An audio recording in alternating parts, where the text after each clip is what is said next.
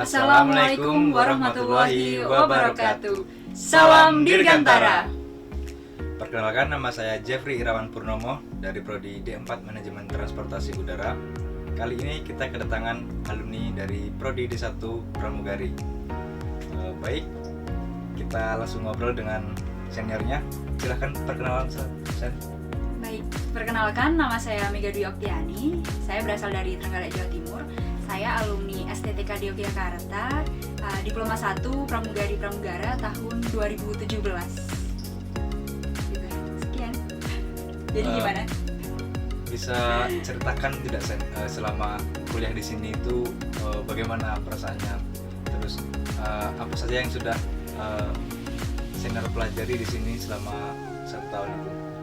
Jadi kalau kuliah di sini kan kita tahu lah senang sedihnya itu seperti apa, rasanya kalau jadi junior itu seperti apa. Tapi di sini tuh kampus yang ngebentuk aku sih sebenarnya. Jadi mungkin aku di sini lebih sharing sama perjalanan aku setelah lulus sih. Jadi waktu itu sebelum lulus kan banyak perekrutan di maskapai. Nah, salah satu maskapai plat merah itu sedang ada perekrutan waktu itu. Sebelum aku lulus tahun 2018, tapi sebelum lulus itu aku nyoba berangkat ke Jakarta buat apply di maskapai itu, tapi gagal. Itu percobaan pertama aku. Itu gagal karena apa, Sen? Waktu itu di wawancara kompetensi, cuma dari usernya sama HRD sendiri itu tidak menjelaskan kesalahan kita itu selama tes itu apa. Jadi lebih evaluasi kepada diri sendiri sih kalau waktu itu. Nah, dari situ aku fokus lagi untuk melanjutin laporan OJT aku yang kemarin dilakuin kan di bandara-bandara, di tempat dimana kita OJT. Aku fokus sampai aku lulus. Tapi waktu aku lulus kan harusnya kan aku langsung apply ke maskapai buat apply pramugari kan. Memang dari dulu aku pengen punya karir di penerbangan. Seru, apalagi nama aku Mega. Mega itu artinya awan. Kayaknya cocok nggak sih kalau punya kerja itu di penerbangan? Ya udah, akhirnya setelah lulus banyak lah trouble yang aku nggak bisa rekrut dari hal yang kecil aja. Kuku aku patah. Belum lagi dari internal aku di keluarga. Mungkin ada sesuatu yang bikin aku nggak bisa apply. Tapi aku nggak nyerah gitu aja, Jeff. Jadi karena aku nggak bisa rekrut pramugari, aku nyoba apply di tempat-tempat lain. Bahkan aku nyoba di kafe itu pernah. Aku nyoba ikut rekrutan buat jadi barista itu pernah. Aku pernah ikut di bank-bank. Banyak kan bank yang menerima lulusan SMA untuk program magang itu banyak. Aku datengin tuh bank-bank. Akhirnya aku juga ikut rekrut di bandara-bandara.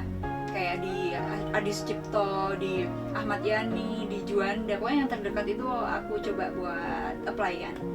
Tapi memang belum rezeki. Akhirnya aku ke Jogja, pamit tuh sama orang tua aku ke Jogja. Aku nggak mau kalau nggak kerja. Emang aku orangnya nggak bisa diem. Jadi ke Jogja, Bapak Ibu Mega izin ke Jogja ya gitu, untuk cari kerja gitu kan.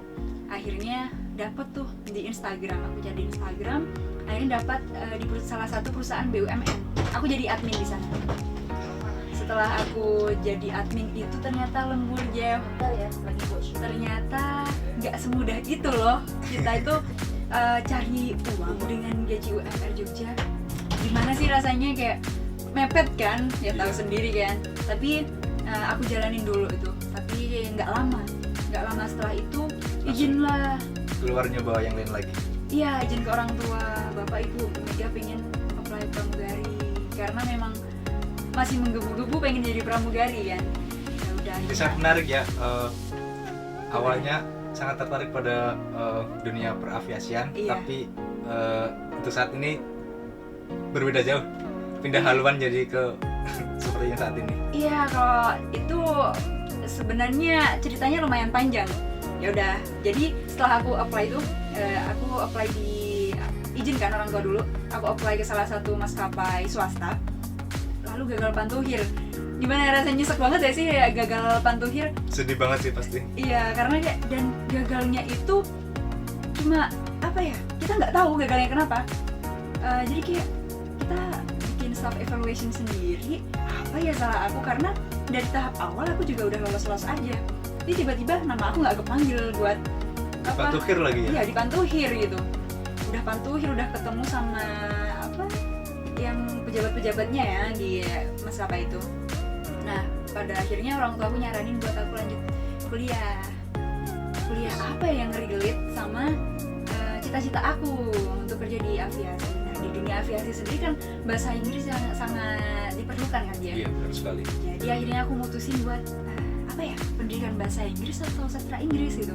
Kalau aku e-learning buat belajar sastra kayaknya susah deh. Jadi akhirnya aku ambil pendidikan bahasa Inggris. Ya udah, sambil aku nyari peluang lain. Nggak mungkin aku cuma kuliah doang. Emang nggak bisa diem ya? Nggak bisa diem. Makanya aku cari-cari di Instagram.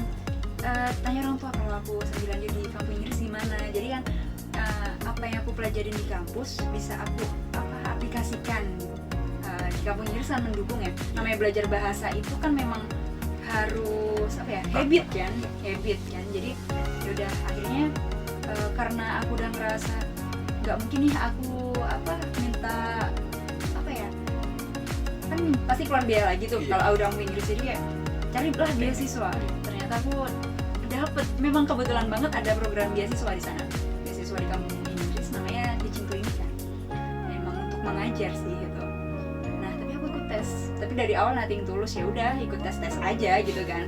Ternyata keterima aja, tapi keterima. Memang kadang kita nothing tulus cuma dapet gitu kan.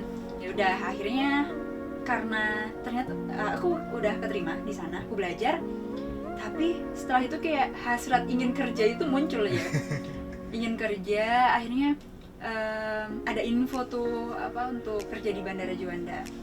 Akhirnya aku mutusin buat keluar, bayar denda karena beasiswa kan udah gratis, semua fasilitas gratis, aku keluar lagi. Akhirnya aku mutusin buat bayar denda, aku kerja di Bandara Juanda waktu itu jadi kira-kira passenger service assistant. Nah di situ nggak semulus itu ternyata. Kenapa itu? Ada trouble di perusahaannya, aku nggak dapet gaji. Aku tetap apply ke sana kemari, pokoknya emang orang tuh nyebut aku opportunity catcher. Jadi setiap kesempatan apa aku ambil gitu kan. Itu berapa lama kerja di Juanda sih? Kira-kira 3 bulan. 3 bulan loh. Tapi waktu aku kerja di bandara itu tiba-tiba dosen tercinta itu kayak aku ya. Bunda Menik ya, kamu tahu sih Jam? Iya, tapi emang dosen terfavorit itu. Oh, favorit juga ya. MTU juga favorit juga. Iya sih. Iya, mantap memang Bunda Menik. Chat aku. Gini chatnya, aku inget banget tuh. Mega, di KPPU lagi butuh sekretaris. Kamu bisa nggak ikut perekrutan di kampus? Di KPPU, kita tahu kan di Gizi Indonesia gitu. Sedangkan aku belum lulus S1, kayak aku qualified gitu kan. Akhirnya tanya, sekretaris Bun, lu Mega qualified gitu. Terus mungkin memang Bunda memang sudah menilai aku, pribadi aku seperti apa, waktu aku di kampus seperti apa. Jadi udah Mega coba aja gitu. Memang butuhnya dari KPPU yang dari diploma 1 pramugari. Akhirnya aku berangkat dari Surabaya ke Jogja, bolak-balik gitu. Aku ikut rekrut, aku belajar tuh soal sekretaris. Karena nggak tahu kan, basicnya juga. Oh itu di KPPU itu di bagian sekretaris ya? Iya, harusnya sekretaris. Tapi nantilah ada ceritanya sendiri. Ya udah akhirnya memang kampus kasih kesempatan buat alumni dari program studi pramugari sama yang konsentrasinya pramugari buat daftar di posisi tersebut. Akhirnya ada assessment dari kampus. Terus kampus cuma milih 10 orang waktu itu. 10 orang buat interview sama dari pihak di KPPU itu. Nah akhirnya udah kan kami nunggu dari pihak di KPPU itu datang tuh sampai malam banget. Jadi kita lama banget ya? Lama banget. Perjuangan. Tapi kita enjoy aja lah, emang proses kan. Akhirnya interviewnya pakai bahasa Inggris semua. Aduh. Untungnya aku emang udah cari dari sumber-sumber sekretaris itu apa sih tugas pokok dan fungsinya gitu. Ya udah, akhirnya aku bisa jawab interview dengan lancar pakai bahasa Inggris. Lalu waktu aku pulang udah jam 10 lebih waktu itu, 10 malam lebih. Bunda menik langsung WA, Mega persiapkan untuk psikotes ya. Emang sudah ada clue Bunda? Iya pokoknya siapin aja. Nah ya udah semangat banget, udah berdoa semoga dapet ya. Masalahnya kerja di DKPPU ini termasuk dalam plan aku yang udah yang kesekian gitu. Jadi pengen banget memang kerja di DKPPU jadi cabin safety inspector, tapi kan harus melewati proses dari jadi pramugari, instruktur, company checker, banyak kan.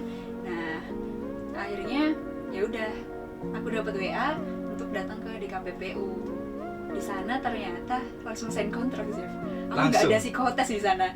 Nangis nggak tuh? Nangis bahagia ini Nangis sih. bahagia sih di sana. Akhirnya aku langsung sign kontrak. Lalu ya udah mulai kerja di sana. Tapi ini singkat cerita aja. Setelah itu tuh aku di bagian perencanaan, di subbagian tata usaha, aku ditempatin di perencanaan. Di perencanaan sendiri ilmu baru aja. Bener-bener aku nggak ya belajar soal yang apa ya, kru penerbangan itu cuma kayak sebatas ada jumlahnya segini loh. Aku cuma kayak apa ya, bikin kayak semacam apa ya, datanya itu jumlahnya segini, bukan kayak aku belajar soal apa ya, bikin peraturan misalnya ASR atau apa yang kayak gitu-gitu, bukan di bagian aku. Kalau di perencanaan sebatas itu, jadi lebih ke pemerintahannya sendiri. Jadi kayak ya ampun, aku belajar hal yang baru lagi dong. Tapi di situ aku seneng karena aku sering rapat itu kayak bukan yang usia aku masih muda banget, aku harus bekerja yang kayak tegang banget ya, maksudnya kayak serius banget sih kerjanya, rapat sama orang-orang penting menurut aku, orang-orang penting, sama orang sekjen, bagian hukum kayak gitu-gitu, itjen. Itu pengalaman yang sangat luar biasa. Luar biasa sih, walaupun mudeng nggak mudeng tetap aku jalanin. Nah ada satu hal yang bikin aku sampai ya jadi sekarang ini